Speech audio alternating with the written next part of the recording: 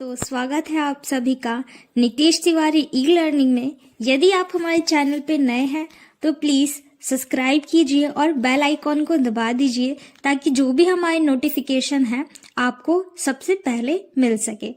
तो पिछली वीडियो में हम कृषि प्रौद्योगिकी की बात कर रहे थे, यानी हड़प्पा सभ्यता पाठ पढ़ रहे थे हम अभी। तो कृषि प्रौद्योगिकी हमने टॉपिक स्टार्ट किया था, तो उसमें कुछ पार्ट बताए थे और बाकी के बचे हुए हम इसमें करते हैं।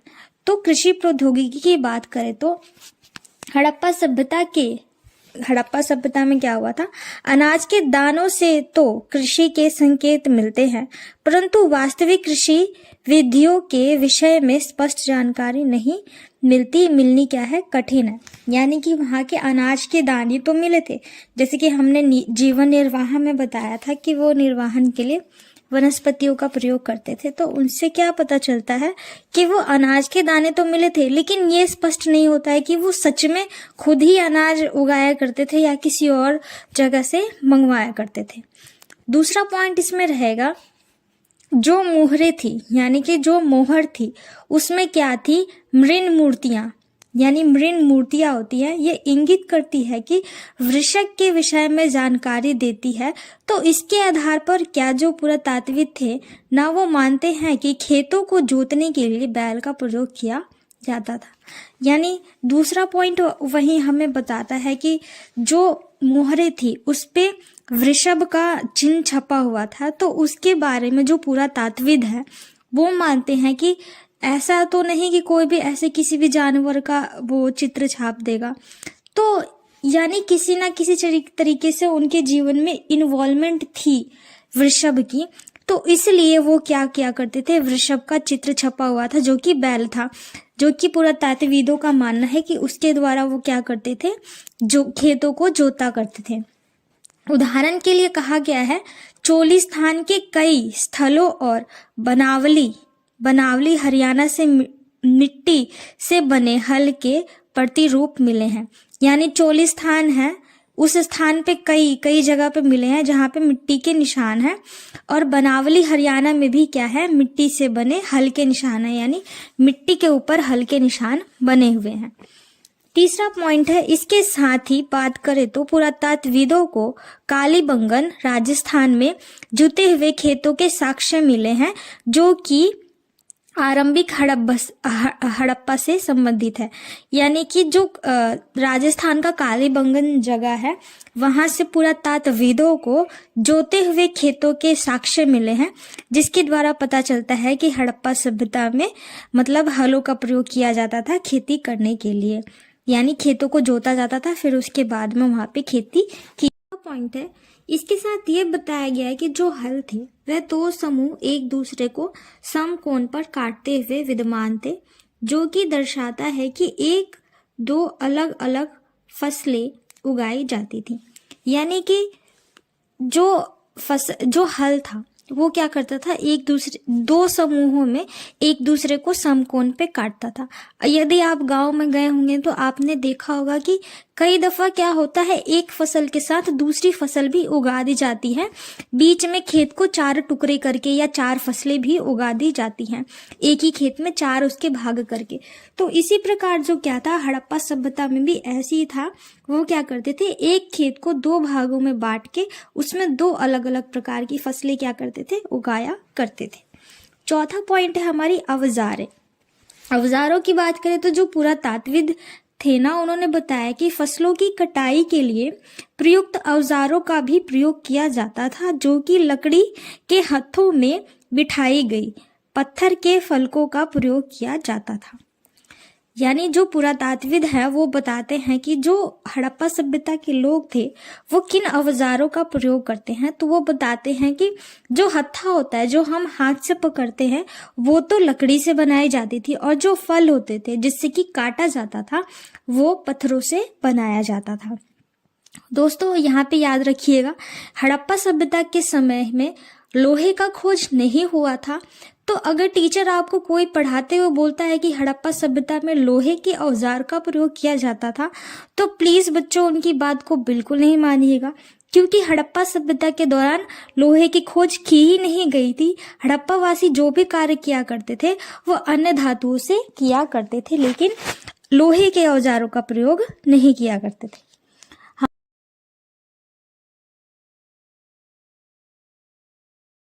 छठा पॉइंट है सिंचाई। सिंचाई जो कि बहुत इम्पोर्टेंट पार्ट है प्रौद्योगिकी में, कृषि प्रौद्योगिकी में। तो कहा जाता है कि जो अधिकांश हड़प्पा स्थल था ना, वो अर्ध शुष्क क्षेत्रों में स्थित था। यहाँ पे जहाँ पे सूखा यानी सूखा भी रहता था और थोड़े पानी भी रहते थे, अर्ध शुष्क इलाके में स्थित था, जिस कारण से सिंचाई की आवश्यकता पड़ती थी। जिसके कारण अब जाहिर सी बात है, सूखा स्थान है तो वहाँ पे सिंचाई के लिए पानी की आवश्यकता पड़ेगी। तो वहाँ पे हड़प्पा सभ्यता में भी पानी की आवश्यकता पड़ती थी सिंचाई के लिए, जो कि अफगानिस्तान में शोर्तुगाई नामक हड़प्पा स्थल से नहरों के कुछ अवशेष मिले हैं। यानी अफगानिस्तान के शोर्तुगाई इलाके से अगर आपके क्वेश्चन में आता है कि सिंचाई के स्रोत कहाँ से प्राप्त हुए, तो अफगानिस्तान के शोर्तुगाई नामक जगह से क्या नहरों के साक्ष्य प्राप्त हुए हैं, अवशेष मिले हैं। अब ऐसा माना जाता है कि कई स्थान थे जहां पर सिंचाई के स्थान थे जो कि गाद से भर जाने से खत्म हो गए और कुओं से प्राप्त पानी का भी प्रयोग सिंचाई के लिए किया जाता था। यानी कई ऐसे स्थान भी थे हड़प्पा में जो कि गाद से यानी गंदगी से क्या हुए, भर गए और वापस से क्या हो गए, जमीन हो गए। यानी हड़प्पा वासियों ने बनाया था, लेकिन समय के चक्र ने क्या किया, उनको क्या कर दिया, वापस से भर दिया, समान कर दिया, गाद के भर जाने से समाप्त हो गए। और ऐसा कहा जाता है कि कुओं का भी प्रयोग किया जाता था सिंचाई के लिए हड़प्पा सभ्यता में। तो ये सारी चीजें बताती हैं कि सिंचाई की प्रक्रिया क्या थी। पॉइंट है मोहनजोदड़ो एक नियोजित शहरी केंद्र। यानी जो मोहनजोदड़ो था वो एक नियोजित शहरी केंद्र था या अनूठा शहर था। कैसे? ये प्रश्न बहुत ही इम्पोर्टेंट है आपके एग्जाम के पॉइंट ऑफ व्यू से। तो इसमें कुछ इम्पोर्टेंट पॉइंट्स है जिसे मैं आपको एक्सप्लेन करती हूँ। तो पहला पॉइंट तो यही है, बस्ती 2 भागों में विभाजित थी। यानी मोहनजोदड़ो की जो बस्तियां थी 2 भागों में विभाजित थी। एक छोटा लेकिन ऊंचाई पर बनाया और दूसरा कहीं अधिक बड़ा लेकिन नीचे बनाया गया, जिसे पुरातत्वविदों ने दुर्ग और निचला शहर का नाम दिया। यानी कि जो ऊंचाई पर बना था उसे दुर्ग का नाम दिया गया और जो नीचे बना था उसे निचला शहर नाम दिया गया। दूसरा पॉइंट है भवन निर्माण कार्य चबूतरों पर। यानी भवनों का जो निर्माण था वो चबूतरों पर हुआ करता था। शहर का सारा भवन निर्माण कार्य चबूतरों पर एक निश्चित क्षेत्र तक सीमित था। इसलिए ऐसा प्रतीत होता है कि पहले बस्ती का नियोजन किया था और फिर उसके अनुसार कार्यान्वयन नियोजन के अन्य लक्षणों में ईंटें शामिल थी। यानी कि पहले किया करते थे हड़प्पा वासी और मोहनजोदड़ो के लोग, वो घरों को बनाने से पहले क्या करते थे, पहले चबूतरों का निर्माण करते थे, फिर उसके ऊपर फिर घर का निर्माण करते थे। हमारा तीसरा पॉइंट है समान आकार के ईंटों का प्रयोग। नियोजन के लक्ष्यों में ईंटें शामिल हैं, भले ही यह धूप में सुखाकर बनाई गई हो अथवा भट्टी में पकाकर बनाई गई हो, यह निश्चित अनुपात की होती थी। यानी जो ईंटें थी बिल्कुल समान आकार की हुआ करती थी, चाहे तो वह धूप में सुखाई गई हो या वो भट्टी में पकाई गई हो। यानी उनका आकार बिल्कुल निश्चित होता था, एक समान होता था। चौथा पॉइंट है आवास तथा गृह स्थापत्य। यानी कि मोहनजोदड़ो के लोगों के जो घर थे वो किस प्रकार के होते थे और उनका स्थापना किस प्रकार से किया गया था। तो मोहनजोदड़ो के नीचे शहर में आवासीय भवनों का विस्तार था।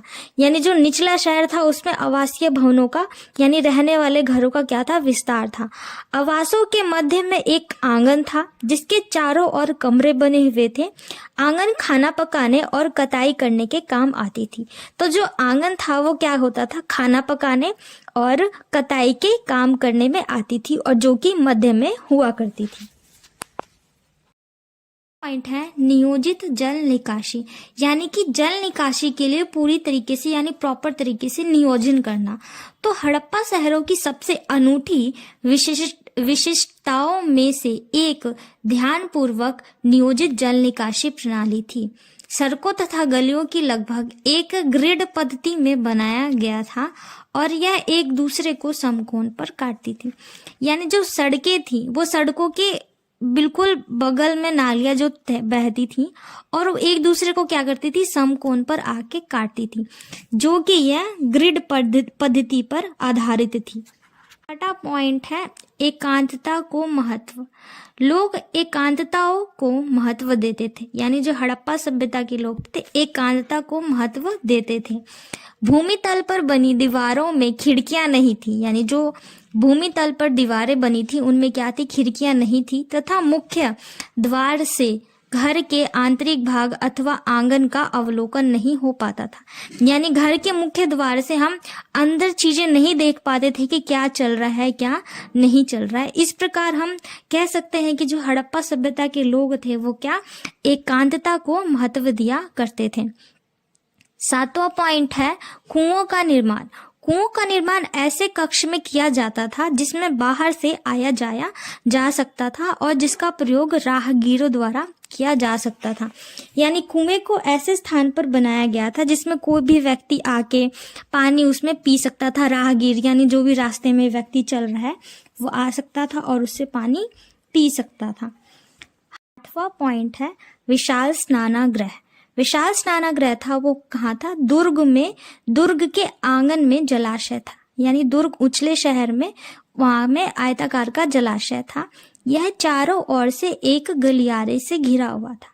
यानी ये चारों ओर से एक गलियारे के रूप में घिरा हुआ था। जलाशय के गारे का प्रयोग करके जल बंद किया गया था। यानी जो जलाशय था उसको रोकने के लिए, यानी पानी को रोकने के लिए गाड़े का प्रयोग किया गया था, जिसमें जिप्सम शब्द का प्रयोग, जिप्सम शामिल था। जिप्सम के गाढ़े के प्रयोग से विशाल स्नानागृह के पानी को रोका गया था। हमारा अगला टॉपिक है हड़प्पा सभ्यता की सबसे अनूठी विशेषता ध्यानपूर्वक जल निकासी। यानी कि जल निकासी बहुत ही इम्पोर्टेंट था, जो कि बड़े ही ध्यानपूर्वक तरीके से किया गया था। तो इसमें पहला पॉइंट है नालों का निर्माण। यानी नालों का निर्माण किया गया था। हड़प्पा शहरों की सबसे अनूठी विशेषता यह है कि स्वयं में इस बात का प्रमाण है कि सिंधुवासी नियोजित जल निकासी प्रणाली को अपनाए हुए थे। यानी कि जो सिंधुवासी हड़प्पा वासी थे उन्होंने नियोजित जल निकासी को अपना रखा था। दूसरा पॉइंट है ग्रिड पद्धति का प्रयोग। यानी ग्रिड पद्धति यानी एक दूसरे को समकोण पर काटना। तो हड़प्पा वासी जल निकासी के लिए ग्रिड पद्धति का प्रयोग करते थे, जिसके अंतर्गत सड़कें वह नालियां एक दूसरे को समकोण पर काटती थी। यानी सड़कें और नालियां एक दूसरे को क्या समकोण पर काटती थी। तीसरा पॉइंट रहेगा हमारा नियोजित प्रकार से नालियों का निर्माण। यानी जो भी नालियां बनी थी उनका बिल्कुल नियोजन करना, नियोजित प्रकार से उनका निर्माण करना। तो शहरी बनावट को देखने से पता चलता है कि पहले नियोजित ढंग से नालियों के साथ साथ गलियों को बनाया गया था और फिर उसके निकट आवासों का निर्माण किया गया था। फिर उसके बाद किसका आवासों का निर्माण किया गया था, ताकि घरों का गंदा पानी घरों की नालियों से जोड़ा जा सके, ताकि जो घर से गंदा पानी निकलता है ना वो जोड़ा जा सके गलियों से, ताकि घर का सारा पानी बाहर निकल सके। तो इस प्रकार से हड़प्पा वासियों ने एक अनूठी प्रणाली निकाल रखी थी जल निकासी की, जो कि बहुत ही महत्वपूर्ण था उस समय के लिए। और ये विश्व को बताता है कि हड़प्पा सभ्यता कितनी विकसित थी उस समय भी, जब कोई भी तकनीक और टेक्नोलॉजी विकसित नहीं थी।